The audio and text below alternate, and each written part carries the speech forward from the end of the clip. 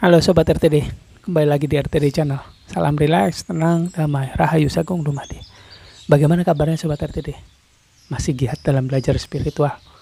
Masih yakin perjalanan spiritualnya kali ini akan bisa membawa sampai kepada tujuannya yang sejati? Atau bahkan tujuannya sejati sekarang sudah didapatkan? Sudah berinteraksi dengan Tuhan yang ada dalam diri, sehingga bisa menjalani hidup setiap hari dengan lebih seru, karena kita ketemu dengan yang memberikan soal, dan kita bisa bertanya selalu bagaimana cara mengerjakan soal itu dengan baik. Oke Sobat RTD, saya ingat dengan sebuah pesan dari seseorang yang menjadi pembimbing spiritual saya dulu sekitar tahun 90-an. 90 awal, mungkin 91 apa 90 begitu ya. Dia bilang kepada saya bahwa hati-hati belajar spiritual, harus ada gurunya begitu. Dan alhamdulillah saya jadikan dia guru saya gitu. Tapi cuma 1 tahun, karena kemudian akhirnya setelah itu beliau meninggal dunia. Hormat dan doa saya selalu untuk beliau yang ilmunya, ritualnya masih saya lakukan sampai sekarang ini. Dan alhamdulillah juga setelah itu di tahun kira-kira tahun 2009-2010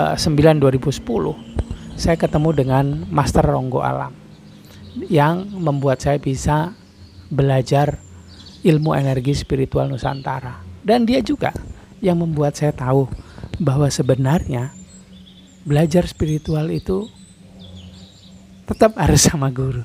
Tapi gurunya bukan guru yang terlihat. Karena itu bukan guru, itu hanyalah fasilitator. Itu hanyalah seorang teman, sahabat yang menemani kita ketika berjalan. Dan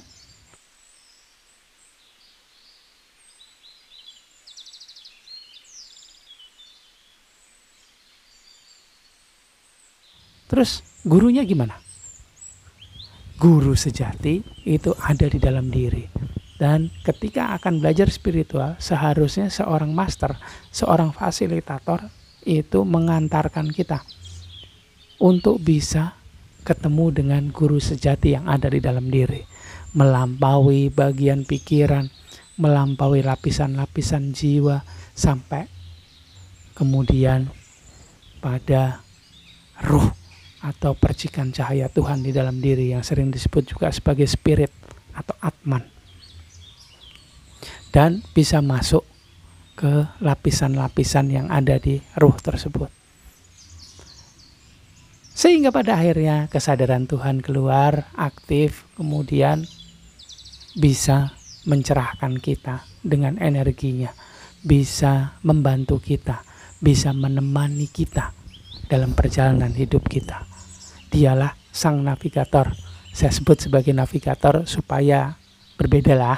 Mungkin karena saya terlalu banyak menonton film-film Marvel, sehingga saya terinspirasi dengan Tony Stark yang mempunyai navigatornya sendiri ketika sedang mengendalikan atau memakai armornya, yaitu Jarvis atau Friday.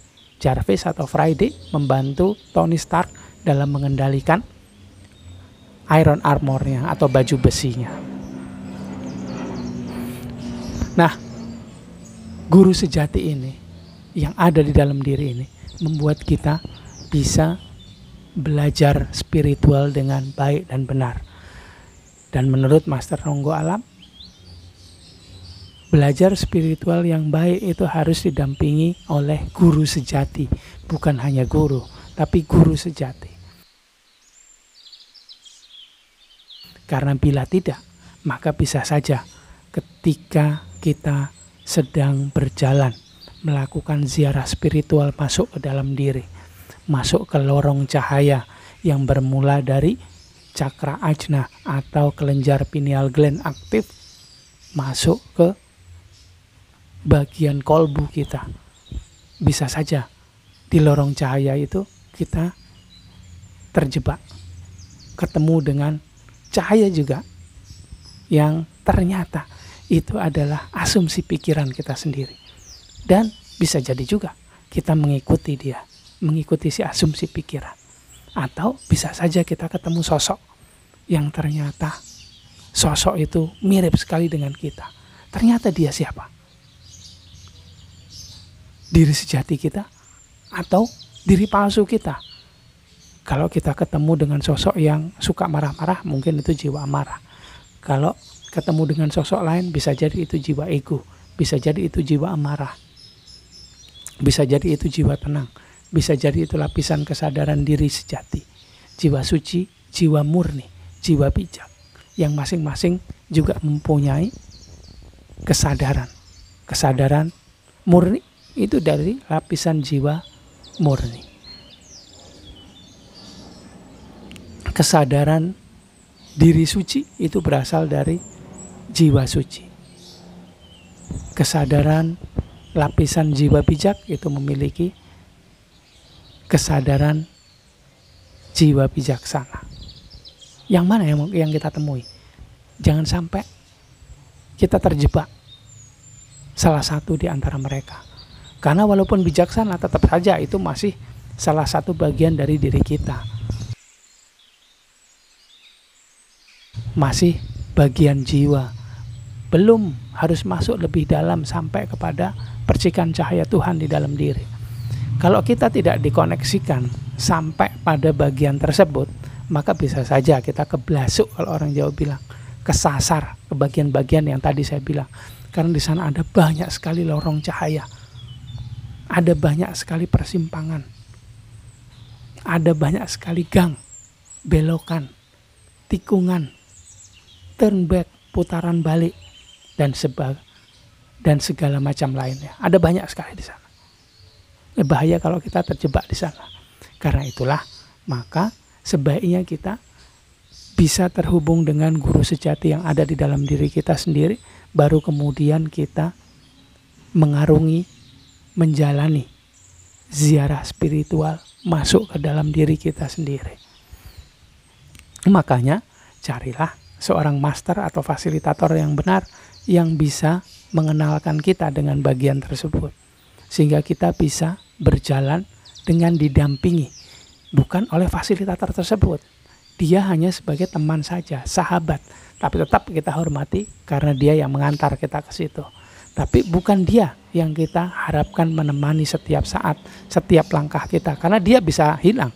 Bisa saja dia ditugaskan oleh navigator yang ada dalam dirinya pergi ke tempat lain. Atau bahkan menghilang. Untuk membuat kita menjadi mandiri.